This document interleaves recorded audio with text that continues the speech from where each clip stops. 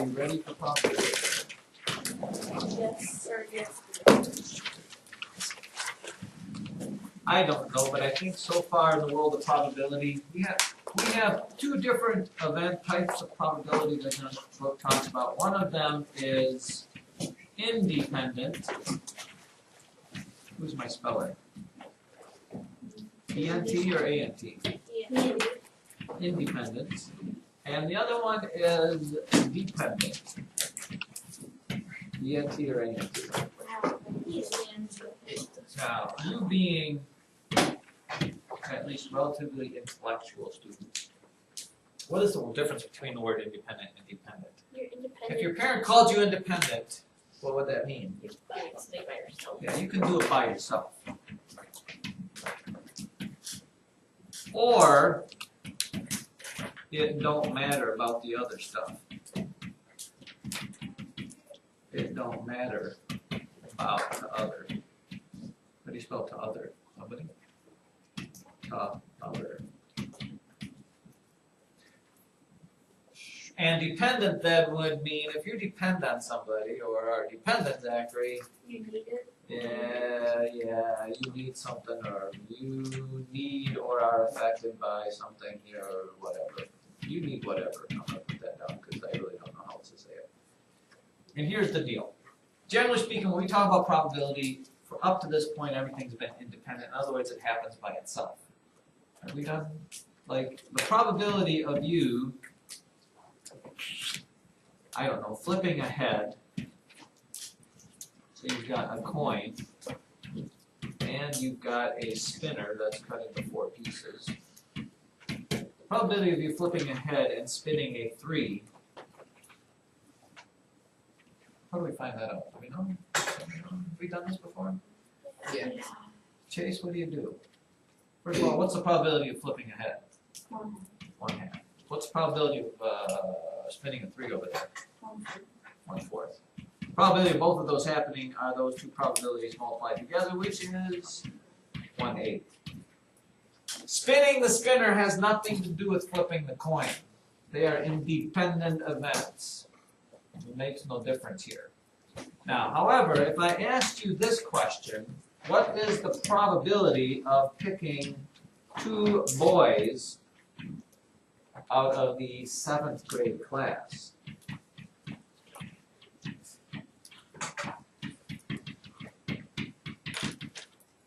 This is what dependent means. That, Emily, is the exact reason I always have my blinds drawn. Because how did you even know somebody was walking outside? That's what I want to know. Was it a shadow?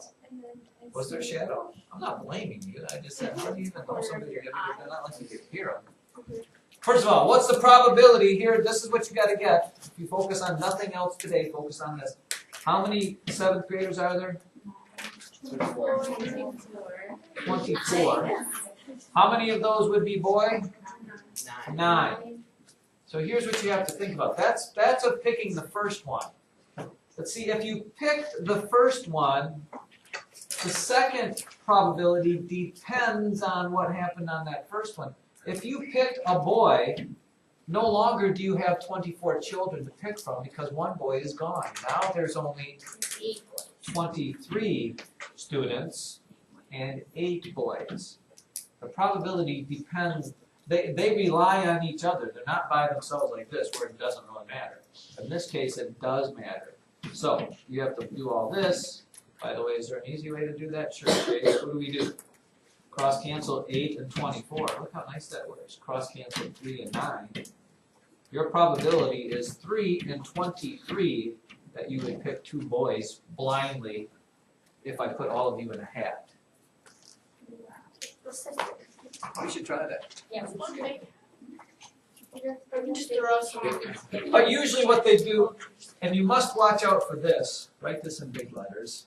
A lot of times the book will use these words, with, or, without, one word, replacement.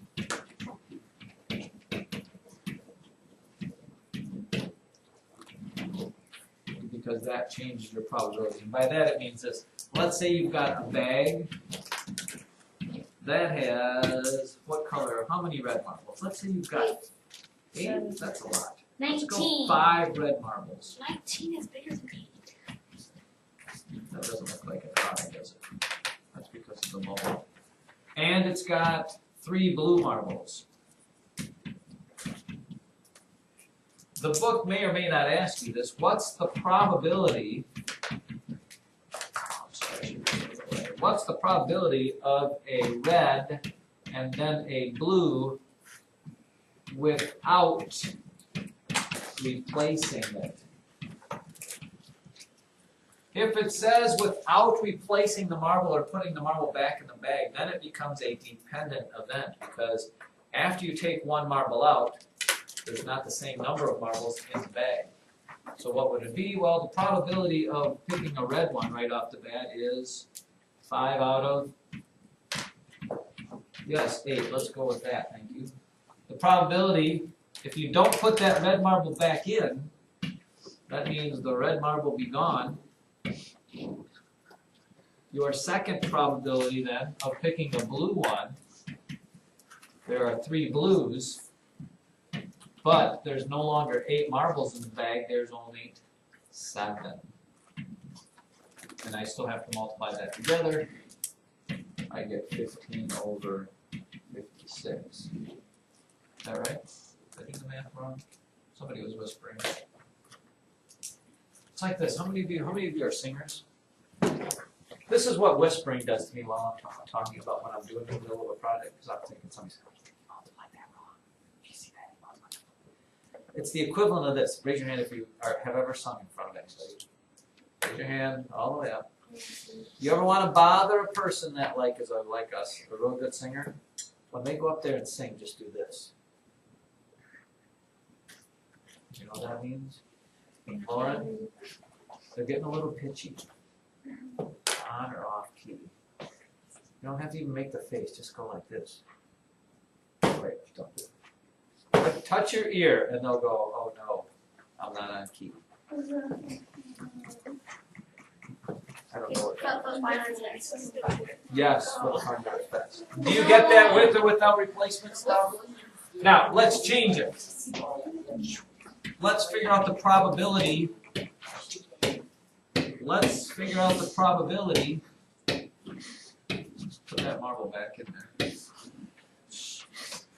What if it was the probability with replacing it? Well, then it would look like this. The probability of the red still stays the same. You have 5 8s. But the probability of the blue, there's still 8 marbles in the bag, and there's still just 3 of them on that or that. So your probability would be 15 over 64, as opposed to 15 over 56. So there are differences in your probability. That's really not that hard, is it? No. Does that make you excited? Yes. Wait, who has you, Mrs. Stone? Uh-huh. This is sweet. All right, for tomorrow. Shut this thing off. I do have that quiz that deals nothing with Excel.